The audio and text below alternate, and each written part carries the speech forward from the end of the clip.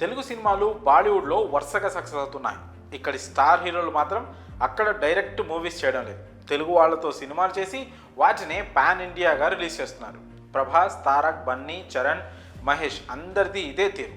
మన తెలుగు దర్శకులతో బిజీ అయిపోయారు. కానీ బీ టౌన్ మేకర్స్ మాత్రం తెలుగు ఆర్టిస్టులని కోరుకుంటున్నారు. ఎందుకంటే అక్కడ మనకి అంత క్రేజ్ ఉంది. దీంతో తెలుగులో బిజీగా ఉండే స్టార్ హీరోయిన్స్కి గాలం వేస్తున్నారు. ఒకవేళ బిజీగా లేకపోయినా సరే టాలీవుడ్లో క్రేజ్ ఉంటే చాలు బాలీవుడ్కి తీసుకెళ్ళిపోతున్నారు. వీళ్ళకి ఇప్పుడు రష్మిక ఒక హాట్ కేక్లా మారింది. పుష్పతో ఆరెంజ్ ఫాలోయింగ్ వచ్చింది మన శ్రీవల్లికి. బాలీవుడ్లో 3 సినిమాలకి ఆల్రెడీ స్ట్రైన్ చేసింది రష్మిక. ఇక నెక్స్ట్ సాయి పల్లవి. ఆల్రెడీ బాలీవుడ్లో ఒక సినిమా ఫైనల్ అయింది. ఇక తమన్నా ఇప్పుడు అక్కడే తను బిజీగా ఉంది. శ్రీలీలకు కూడా ఆఫర్స్ వస్తున్నాయి. పూజా హెగ్డే కూడా బీటౌన్లో చాలా బిజీ అయిపోయింది.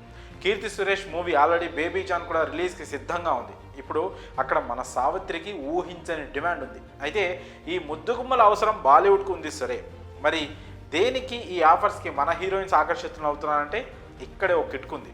అదేంటంటే టాలీవుడ్లో వచ్చే రెమ్యునరేషన్కి డబుల్ రెమ్యునరేషన్ని బాలీవుడ్ మేకర్స్ ఈ హీరోయిన్స్కి ఆఫర్ చేస్తున్నారట. సో ఇక్కడ చేస్తే అదే సినిమా, అక్కడ చేసిన అదే సినిమా, పైగా బాలీవుడ్లో సినిమాలు చేయాలని కలలు కానీ మన హీరోయిన్స్ చాలామందికి కూడా డబుల్ రెమ్యునరేషన్ వస్తుండడంతో మరింత ఇంట్రెస్ట్ చూపిస్తున్నారు బీటౌన్లో యాక్ట్ చేయడానికి.